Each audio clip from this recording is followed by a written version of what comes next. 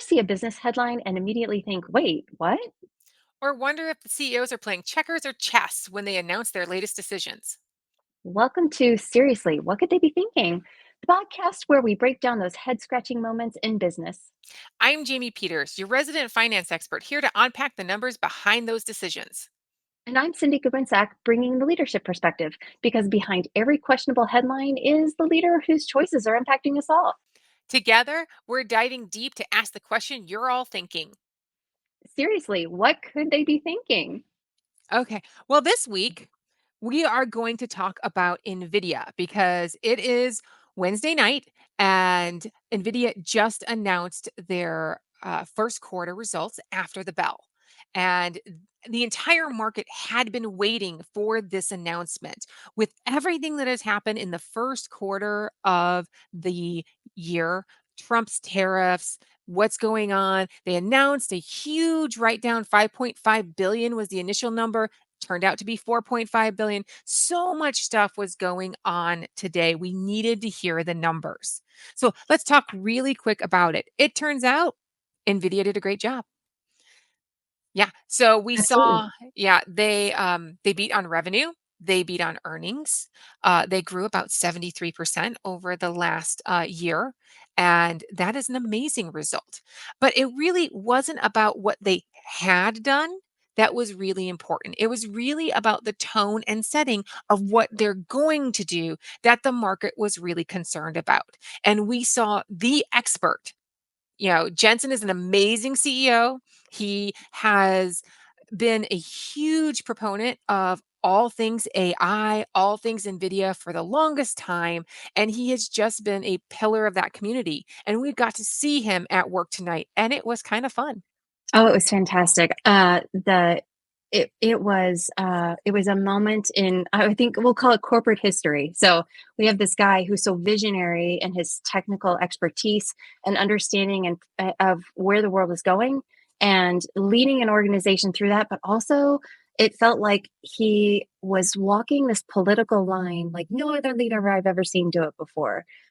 So he talked a little bit, Jamie, you and I were talking about this. He talked about this issue with China, right? Because China for Nvidia is an amazing opportunity. It's huge. They have tons of technology and people. It's an opportunity to sell all kinds of AI chips.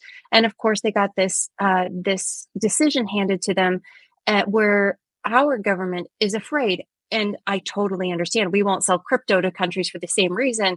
They're afraid that we're going to be using or we'll give our technology to a country that could use it against us in a military way or something like that, right? But I felt like the way that he talked about strategy was brilliant. Do you want to give everybody kind of an overview of what he did? Sure. So what happened was back in the Biden administration, we saw some barriers put up to trade with China. We did not want to give China our latest and greatest AI chips so that they could turn around and use it to basically spy on us or potentially use military grade weapons. So as a result, they were given a list of here's what you can and cannot sell to China. Here are the capabilities that chips can have in order to be sold to China. And NVIDIA went out and complied. They created this H20 chip that met all of the Biden administration requirements associated with it. And they ramped up production so that they could sell it into China. And they were saying it's a $15 billion annual opportunity for them. Well, Trump comes along and he changes the game a bit. He basically came in about almost 2 months ago now Yeah. and said, you need a license to sell the H20 to China because I am worried about this. You're still giving them too much. We didn't like the limitations the Biden administration had put on it. He wanted more. So basically, he said, you have to have a license in order to sell it. And by the way, we're not going to give you that license. And as a result, NVIDIA basically had to write down all of the inventory that it already had in the H20, and it had to basically shut down that whole system, all that manufacturing, et cetera, because these were created to such a specificity of the Biden administration rules that they really aren't usable in any other format. And so they wrote it off. They originally said Mhm. 5.5 billion. Now they brought it down. They actually wrote off about $4.5 billion this quarter. And they also said, you need to understand this was an $8 billion opportunity that we were planning on selling in the second quarter. So please take your revenue estimates down for that. Mhm. And then there would have been additional opportunity going on. As of right now, China is effectively closed to Nvidia. Right. And we saw the stock drop 15%, right? Right. So we had tariffs hit at about the same time that the licensure topic came up. So it is baked into their price. Everybody knew what it was going to be. And they were able to, if I remember correctly from the earnings call, repurpose about $1 billion. That's why it wasn't the 5.5 Yeah. that they thought it was going to be. They were able to repurpose some of those chips. And so Let's talk he about that that decision really quick. yeah, Sorry. yeah. Let's talk about that decision. NVIDIA decided to write it all down. Mhm. They're not whitewashing it. They're not doing anything associated with that and saying, oh, we can use them for something else. They made the management decision to say, it's dead. If somehow it opens back up, because behind the scenes, they are lobbying for those license for people to reverse that decision, Mhm. but they are not relying on it. They are not trying to give the market false hope. They're saying, and that's the management decision that's really Yeah. interesting to me to say, nope, not happening. Don't include it. I think that takes a ton of courage. I have not seen that level of courage, especially when it impacts your stock price by 15%. I just think that takes a ton of courage. But on the other hand, for a company that is 3.3 ish, 3.3 trillion dollars, keeps alternating with Microsoft as the largest company in the world, having that hanging over your head just seems like it would slow the company down. And so I think them taking that write off freed themselves up. But I think it might have also sent a signal to Washington saying your decisions have significant consequences on corporations in America. They're not saying don't make those decisions to protect America. They're just saying there is a significant consequence. We're not going to hide it. And that was really the second major management decision that I think we saw today in that earnings call, which is that they laid out an argument. Yes. Jensen was not talking to the investors on the call. He was not talking to the analysts, people like me, the investor that was happening. Jensen was talking to Donald Trump and all of those advisors who were making that decision. And he laid out a very reasonable, very calm. Oh my goodness, his delivery. He's so good at this. I talk way too fast. He's calm, he's understanding. You can't do anything but nod along as he talks, which is an Right. amazing skill. Right? Yeah. But he decides to go out there and lay it out. He says the United States is not running the right race. AI Mhm. is infrastructure. It's Yes. not a battle of like uranium where we either give it to them or we don't, and we can keep it away from them. This is an infrastructure that's going to be built either way. So I know you're the technology person, Cindy. So why don't you try to explain AI as infrastructure? So we saw the exact same war, if you will, the China versus U.S. war play out in the spreading of the internet. So it was Cisco technology, which Cisco Systems predominantly owned the market share in the U.S., and then Huawei out of China owned the Chinese market, and then also the Latin American markets, right? Areas where China has significant influence, they put their technology in. So it's a race to see two things. One, who can lay the foundation, who can lay the infrastructure. And when they talk about infrastructure, they don't just mean switching or networking like we know it today. They also mean not 5G, but 6G. Wi-Fi, right? The next generation of mobile technologies. Who owns that? Who controls the tech stack? And who is influencing the major decisions that get made afterwards? And that really is a huge deal when it comes to global competition next, because this is not AI is so much more significant than anything else we've seen so far. It's bigger than the internet. It's bigger, I believe, than the industrial revolution. And it's going to happen significantly faster. So whoever owns it will be likely the dominant financial and technology player in the globe. Yeah, Jensen is actually on record saying that he expects $1 trillion of annual capex in AI over the next 3 years. Like, this is not Right, just this year or next year; it's going to happen again and again and again. So this is a huge opportunity. You're right; it's right. bigger than anything we've ever seen as far as numbers go, and because it is technology, it is going to happen super fast. He Yes, laid out a long-term, roadmap. That long-term yes. roadmap was 3 years. 3 years. 3 years, right? And if you listen to him today, he was talking about some long-term information. He was talking about a half a decade, 5 Right, years. That's as far out as we can go because of how fast this is going. So we have this new opportunity, and Jensen, and let's be honest, his most amazing PR person, whoever mhm. wrote that That's brilliant. transcript was amazing, and whoever coached him into how to answer those questions, because it's an interesting venue to pick. You're Mhm, using your earnings call, which is half scripted. Everybody knows that they're mhm. literally reading a script, which there, and then it opens up to Q&A. And China, AI infrastructure was going to be one of those questions. And so we also saw Jensen a little bit on his feet, probably a lot still, probably pre-scripted, let's be honest, really lay out a very reasonable reason about why the United States needs to reopen the market so that we can go into not just China, but everywhere in the world and create a US based dominant infrastructure Right. in the AI field. Do you The think other he did thing a that good job? I think he did a great job. I think, if he ever chooses a career in politics, he's set. But, the other thing that, it just struck me, one of the things he said was, he wants access to China's engineers, and it just occurred to me that he said that, right? When I was thinking about his statement, he was saying that why would we prevent ourselves from accessing, half of the world's, engineers? Half of the world's engineers? That's a pretty reasonable statement, right? He wants access to them, and I think that makes a lot of sense. If we think that this is old school China, that is, when I visited China in 2011, they still had people living in caves. Like, it was, they've evolved significantly, very rapidly. But if we think this is old school China with no infrastructure, no education, that is not the country that they are. They have highly educated people. They're capable of building AI chips. We want to watch them do it. We want to be able to compete with them in an open playing field, and we want access to their engineers. I absolutely see what he's saying there. He wants to compete in the open.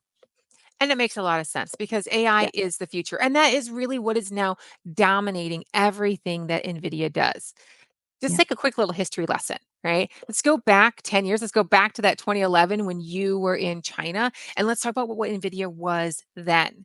It was a graphics card Graphics. maker, right? Yeah. That's what it had. And they still make it. In fact, I slept overnight outside of Micro Center about 3 months ago so that my son could get his what was that? It's a 5070 or something. I You're don't a even. much better mom than me. Oh my goodness. It was 1 degree outside, and there are some great pictures, I have to say, of it. I must love my 16-year-old way too much, but, they still make the graphics cards. Yes. They're the center of the new Nintendo Switch 2, Yep. that is happening, and they do still quite a good job of it. They're still the basis of that. Their GeForce is still preferred Mhm. over the AMD chips for the most part, that is going on.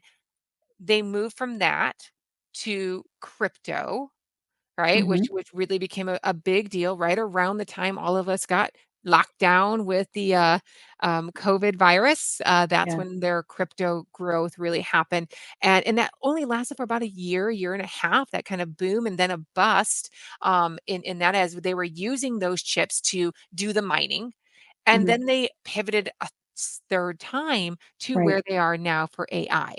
Now, it's like 90% of their business. It's huge. And I think it's 80 if I remember correctly from the Okay, earnings call there today. I we think it's go, 80, but 80. yeah, I agree. And the question is, are they diversified? Is that a good thing? And I know that this is the question they're asking themselves right now. They had some recent challenges with performance, not just performance on their graphics cards, but also wires coming loose and catching fire, things like that. And you never know how big a deal that is if a bunch of teenage boys get a hold of it, and they'll make it much bigger than it really was. My son is the one who brought it to my attention because he said he came home and he says, "I'm selling all my Nvidia stock. I don't care about gamers anymore. I'm all in on AMD." It's a very passionate argument, and but his point was they just don't care about gamers, and his reasoning was they're adding more AI to graphics. It used to be for every one real frame of rendered graphics, graphic frame on the computer, there would be one AI frame, and now it's one rendered frame to four AI frames, or it's 1 to 3 or 1 to 4. And he says, what happens if I pull the trigger on my gun in my game, and the person I was shooting at isn't actually there? It was a figment of the AI's imagination. And so all of these gamers are saying, you're not giving us the product we want. You're giving us the product you think that we need. And so I just think that's really interesting to hear a gamer's perspective on this, that they feel that they've gone astray. So there'll be this interesting balance between graphics for gamers, which is really their thing, versus AI in the future. And can they handle both markets at the same time? Do you think they even need to or want to? Because let's Yeah. compare it to somebody else who's pivoted, right? Let's go back to Yeah. Apple, who one of those top 3 trillion, Yeah. $3 trillion companies. We go back to the 80s and stuff like that. We see the MacBook or the Mac computer. Then all of a sudden, right, the kind of turn of the century, we got introduced to their newest big disruptive technology, the iPod. Mhm. Right? It was huge. Everybody had one, and it was amazing. And that iPod technology was ending up being the basis for the iPhone, right? Which is Yes. there and is now growing. The graphics card was the basis for the crypto cards that turned around and is now the basis for the AI cards that are happening. Apple still makes the Mac. It Yes. still makes the iPhones. You won't find an iPod anywhere. It's gone. That middle part is gone. I don't Yeah. think the crypto was really gonna go away. It's not that we don't need graphic cards, but here's my question. At what point does, Jensen say, "This is a distraction Mhm. from my bigger opportunity."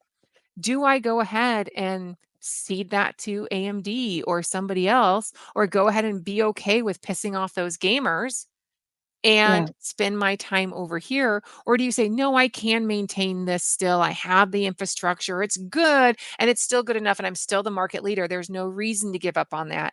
What Yeah. type of management decision needs to be made here, Cindy? So I think they just need to simply weigh what is the benefit of maintaining that graphics chip. And I don't think it has anything to do with revenue. I really don't. So when I took a peek under the covers of AMD just to see like where did they go and how close are they to catching up. Now they're not going to catch up anytime soon. They can hope for a distant second.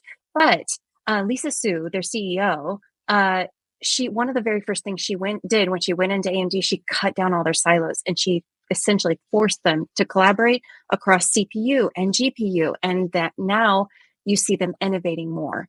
And so the question is the combination of GPU and CPU or AI CPU create more innovation for NVIDIA than less? And I think so. That's probably what they're going to weigh is how much does this GPU business actually help us innovate in our AI business, and that'll be the deciding point, I believe, because think about it. They just built a new they just redesigned the computer. He talked about it today.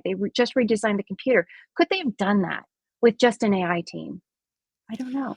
I don't know, and I'm not a technology expert, but I will tell you that I do know about numbers. Yeah. And they had a really big bump in their GPU numbers Mhm. in their video cards, graphic cards this quarter because they introduced the new generation that Right. is happening, right? And so you saw really good growth in that field. Mhm. But that is not something that is sustainable. And No. we are seeing a company who grew 250% last year is growing 70% plus this year that's going on. And it's still growing faster than every other one of those Mag 7s out there. I mean, by leaps and bounds. And it's projected to continue to grow, right? But those growth rates cannot stay at 250%. Yeah. They won't stay at 70%. The question becomes is how quickly and how fast are they going to drop? And if the GPU market for graphics cards for video games just really isn't going to grow very much, do they want that drag on their overall Mhm. earnings that's going to be there? We're still talking really good numbers. I went to Yeah. Bloomberg today. I ran some numbers that are happening. We're, the right now the projections are that they're going to grow a CAGR of about 25% over the next 5 years, which is an amazing number for a Yeah. company this large already, right? I mean, this is crazy numbers, but it is going to start coming down, even with a $1 trillion capex opportunity Yeah. that is happening. So you're asking, in order to meet those demands, in order to grow that fast, in order to do all of that, you must be asking something from your employees every single day. How does NVIDIA do that? Well, it is super interesting. They somehow have maintained a relatively flat organization through all this. So it's my understanding that even today, Jensen Huang has something like 60 direct reports, which I'm struggling to even fathom. Like, how is that a long-term strategy for anyone? Maybe at the top, but people at the top are still human, so I'm not exactly sure how that works.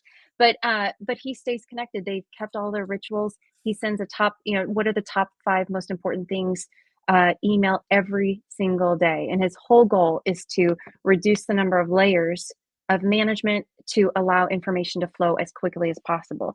I do think there will be a point at which um, it's not sustainable for the humans in this company. Too much information overload. And they're going to have to add some layers in. The question is, can they be disciplined? Much like when we talked about Warren Buffett, do they have an algorithm or some sort of methodology to maintain the discipline so they don't get too top heavy, but so they can create that balance between information overload and free flowing information. But I think this will be super interesting to see if a company can grow over $4 trillion sustainably over several years, right? It used to be like $40 billion, right? There was like Yeah. this $40 billion number for a while, Yeah. and yeah, and they wrote books about it. Even is this the $4 trillion problem, and what does it take to overcome that? Well, I can't believe how fast we went from 1 trillion. I remember, I think it was Yeah, Amazon was the first one, or maybe it was Apple, who yeah, hit $1 trillion. And we're all like, I it's can't really believe this is a big. $1 trillion. And now they're 3 trillion. And that was like what, 3 years ago, 4 years Happened ago? really Like it fast. was not that long ago Yeah, with what's happening. I mean, the and they're all Magnificent stuck there. Seven has has taken over finance, much to my chagrin, because I prefer companies that I can understand a little bit easier than these technology companies. I'm not a wish caster, so I have a real problem spending so much money on what are expectations rather than kind of solid earnings. But besides that point, it is a really fascinating company, and to see Jensen really uh, manage this so effectively and Mhm, so calmly. Maybe that's what the key is right there. He's so calm about it all. With what's going on, and to have such solid people underneath him managing it mhm. each direction is really fascinating. and Yeah. and I'm going to go back to a video that I watched of him talking to Kramer, and Mhm. Kramer was saying, hey, what about your gross margins? Shouldn't I be worried about your gross margins and stuff like that? Because that's a very typical question to ask Yeah. any technology CEO, especially because gross margins, that's your top line. How much are you charging? Right. And he said, no, that's a rounding error. That is Yeah. immaterial right now. Yeah, they'll grow in the long run. Don't worry about it. In fact, they did give guidance today saying it's going to grow. It's about 70% now. They expect it to be 75% by the end of 2026, I believe is what they were saying. So they are expecting it to grow, but growth hides a lot of sins. Yeah. So what do Yeah, you do? it'll be interesting. Oh, sorry, I cut you off there. I'm sorry, I just said, what do you do? What, No. what would you do? Um, so they don't really have any choice. They have to grow at the rate that he's talking about. They have to, otherwise, they're the only company right now positioned to capture the market opportunity because it's just moving so quickly. So they're the only ones positioned. I think I think they're going to have to work really, really hard on employee retention because I have found that when the growth declines, the people people don't want to work so hard. Like they don't see the stock options or this, the RSUs growing. They don't feel like the company is returning the investment that they're putting into it. So I think they're going to have to put a lot of thought and attention on employee retention and engagement because they are working their teams really hard. It is very, very easy to burn out in that environment. They have an amazing mission that I think their people are aligned to at the moment. But I think more than anything, what I see happening in companies that grow that fast is the people become disgruntled pretty quickly, and they and get massive turnover. That brain drain goes somewhere. Where's it going to go? Is it going to go to AMD? Is it going to go to a Chinese company? So those are the things that I would be worried about and trying to inspect right now as they continue to grow. It's gonna be a fun time watching it. A little Yes. scary, I think, honestly, with what's going on, but, I'm gonna just simply say kudos. As far as, what could Jensen be thinking right now? I think he is thinking all the time, right? He is waking up at 4 in the morning. He's famous for that, right? Getting up super Yep. early and getting everything done. Um, and he is going full steam ahead, and it is fun to watch. I don't think it's sustainable, but I'm Yep. not sure. This is very possibly, and I believe he may be one of the few leaders that I could really picture being able to glide into a more reasonable pace rather than hitting a brick wall or a mountain Yeah. instead. The one thing I'll say about him that I see that I don't see from a lot of other leaders is what you're describing. I see as stoicism. He is only putting his energy towards the things can change. He's that, and I think we saw that with the write off. Can I change this? No, I'm not going to change it. He's not going to be able to change it in the next year. Write it off and move on. And I think what we're seeing is that even keeled. All right, can I handle that? Can I deal with that? No. All right. So what else are we going to do? And I think he's built a culture like that. I agree, nothing can scale that big but still, if anybody was to be in charge, I would want him to be in charge. It was really interesting. I think their strategy of trying to, because I'm pretty sure today's was simply a commercial to Yes. pry open China back open Yes. from the Trump administration, and we saw little hints of that with a lot of buttering up of Trump in this argument. I think one of his quotes were, Trump has a plan and I trust him. He's called him Absolutely. charismatic before. There was not a single bash on the administration if you look at the quotes that are there, at the same time delivering this really huge message that I saw on CNBC as soon as I pulled it open, Yeah. that says, government going the wrong way, basically. He's sitting there telling the Trump administration, you're doing it wrong, we need to fix this, and But yet in the nicest never way, saying anything bad about them, right? because he Instead knows saying it will not help. it will not help. It will Right. not help. Instead, we're gonna, because you don't wanna get him mad. We do Exactly. with what's Ex going to happen. Um, Yeah. A so la Walmart and yes. any So, final thoughts on that? um, just masterful job. I wanna at some point, I wanna dig deeper into their overall culture because there's a lot there, and also, I'm starting to ask about succession planning. Like, Already. well, I don't know. What happens? I mean, he's traveling the world, you know, what could happen? He's chasing the beer truck. I don't know if he drinks. So, He probably does not have time.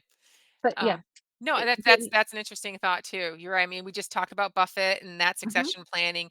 They do need to have some sort of plan in place that's there because he is a showman. Everybody knows absolutely. it, right? He's the Steve Jobs of Mhm, Apple. He's the he you know this is Nvidia's face that is going on. So that is really interesting. yeah. Um, so this has Well, been fun. I I've agree. enjoyed this. I'm going to give you a quick teaser about what I really want to talk about next time because we were Mhm, just talking about Trump and we were just talking about the kind of what I'm going to say butter, butter, butter that Nvidia did to try to get their attitude there. But some other people did the exact opposite earlier today. There okay, is I a new missed thing that. called the taco trade. Oh, Um, yeah. and taco stands for was it Trump always chickens out. Oh, Oh, ouch. it's I it thought we weren't gonna talk about politics, but it turns out you can't You You can't really have politics without business without either. historically, I would say that presidents have very little influence over the market and what's going on in the business world, but that is just not true with Trump. He is a new item. And so he got asked about it today. He did not like it. Interesting. But we're going to go back and have a conversation about this because is the taco trade something a manager can depend on? What are they thinking about? Because we're going to go back to these tariffs that are now again on pause. We had a 50% tariff on EU get Mhm. announced and then pulled back. And here's my question. If you're a manager, how do you plan? We're going to go back to that conversation and ask, is the taco trade the correct one? I like that. I'm so excited. Thank you, Jamie. Thank you. And thanks to everybody for listening. Please like, subscribe, do all the video type things, recommend to a friend, and tell us what questions you have. What questions or what decisions are leaders making that you are curious about? We will try to explore them. And and I appreciate your time, Jamie. It's super awesome. Thanks, everybody.